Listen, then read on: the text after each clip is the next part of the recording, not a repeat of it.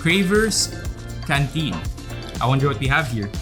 Kraverse food hall is essentially this cloud kitchen where different brands can come in and then they produce food and deliver within Metro Manila.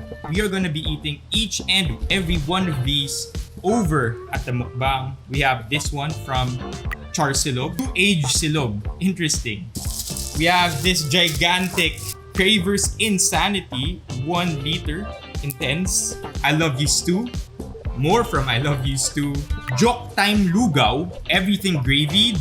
This one is from Kraver. So first up, yung Joke Time Lugaw. Wala ko. Lugaw. Okay, open na natin to. I love the packaging.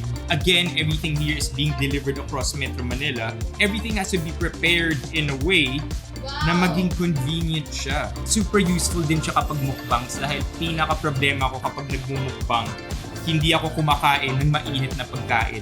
So this one is from Crave. Oh my gosh. A random selection of meat. Oh my god, there's rice underneath this. More from I Love Stew. I like the name by the way. I Love Stew. It's Korean side dishes too. Char Silog, New Age Silog. Oh, exciting. Oh my gosh, this looks good. So I really like na they opted for that design. Kasi normally, di ba, squarish or malapad na rectangle. By making the design of the box look long and slim, nagmukhang sleek yung branding. Of course, the iced tea. More from I Love Stew. Just like we predicted, it does come with that heating element as well. This is from Everything Gravied. Alright, Everything Gravied. I see the gravy over here. And the heating element. We're gonna go and heat. And I'll see you at the live stream.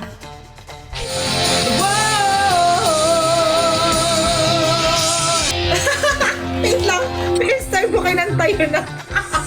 Mukbang gang! Wait, sino na? Kakantahan kita, tapos habang kumakanta ako, baka naman, wala na, naubos na.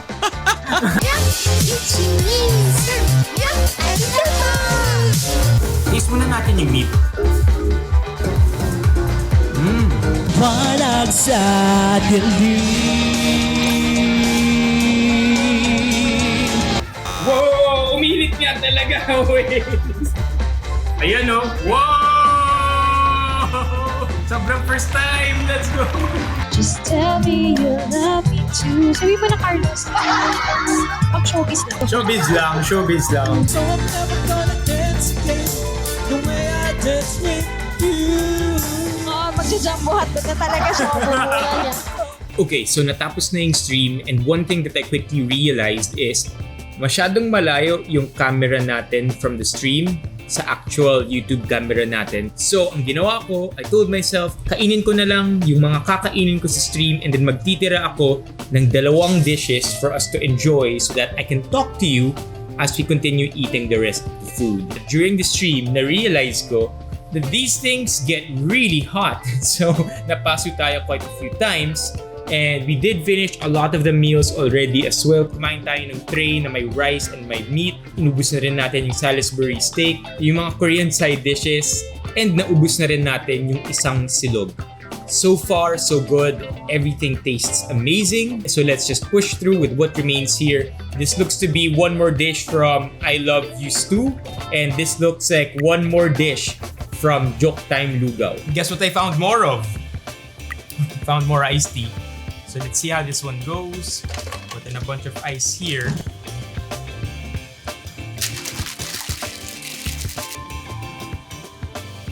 Wow, it still really is good. The meat is really soft.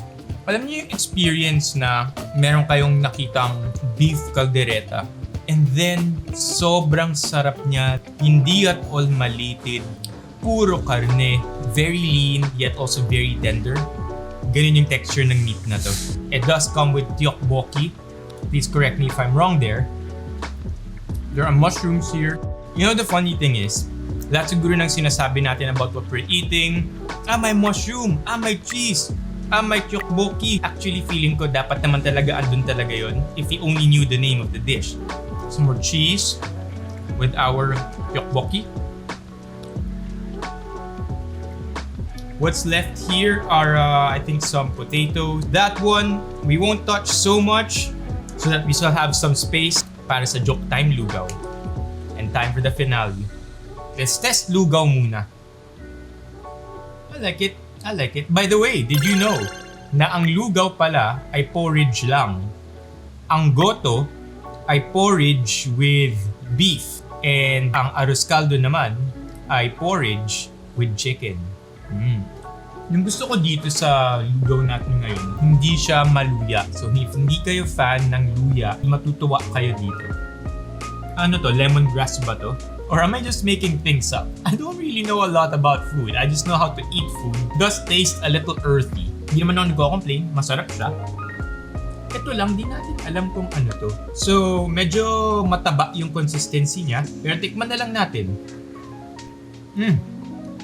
Alam nyo yung pares, ayan, yung malaking container ng pares, may mga parts na hindi kasi swertehin, may mga parts na puro karne. Ako lang siguro yung nagsasabing hindi kasi swertehin because that part, a lot of people look forward to, yung medyo mataba. So yun. While I am not a fan of it, I think it is actually pretty good.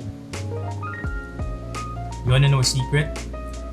So itong dahon na to, hindi ko siya kinakagat. Kasi natatakot ako pag kinagat ko siya, ma-experience ko yung tinatawag natin na akala mo manok, yung pala luya. So ang ginagawa ko, lalagay ko siya sa bibig ko, hindi ko na siya mumuyuin, diretso lunok na. And there you have it. Did the best that I could to finish what I can, and I enjoyed every single dish. I don't really have anything to say bad about these dishes, other than I wish some of the dishes could be a little less flavorful. But other than that, high quality products from Kraverse Food Hall. Try it if you haven't yet and let me know in the comments what you think. And if you have tried it, alin ba sa mga dishes ng Kraverse Food Hall ang nasubukan mo na? That's it for this video. Thank you so much for watching. We tried streaming and shooting for this video using 2 different cameras. Pero napakahirap lang talaga gawin nun, so we might not do it again next time. Thank you for being patient with me. If you like this video, please give it a thumbs up. Subscribe to the channel if you haven't yet. Tap on the notification bell para makita tayo sa future videos.